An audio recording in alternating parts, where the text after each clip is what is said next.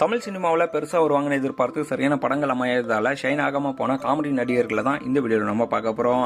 லிஸ்ட்ல 5ஆவதா இருக்கிறது கருணாகரன். கலகலப்பு படத்தின் மூலமா தமிழ் சினிமாவில் அறிமுகமானாரு. ஜிகர் தண்டா, அயலான்னு சில படங்கள்ல மட்டுமே இவர் ஞாபகத்தில் இருக்காரு.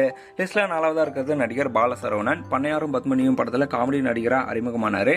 குட்டி புலி, ஹரஹர மகாதேவகினி பிஸியா நடிச்சிட்டு இருந்தவர் திடீர்னு காணாம போயிட்டாரு.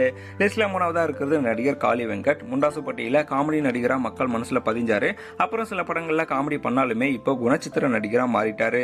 கார்கி, இறுதி சுற்று, குரங்குப்படல்னு அடுத்தடுத்து ஆர்டிஸ்டா டெவலப் ஆயிட்டு வராரு.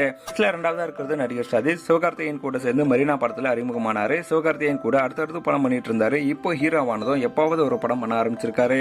லிஸ்ட்ல முதலிடத்துல இருக்கிறது நடிகர் சூரி. காமெடி நடிகரா இருந்த சூரி ஹீரோவானதும் அவருக்குள்ள இருந்த ஒரு காமெடி நடிகர் காணாமலே போயிட்டாரு. அவர் போனதும் ஒரு வகையில நல்லதுதான். தமிழ் சினிமாவுக்கு நல்ல ஹீரோ மெட்டீரியல் கிடைச்சிருக்கு. இந்த மாதிரி காணாம போனவங்க யாருன்னு உங்களுக்கு தெரிஞ்சா அதை கமெண்ட்ல மென்ஷன் பண்ணுங்க. தமிழ் சினிமா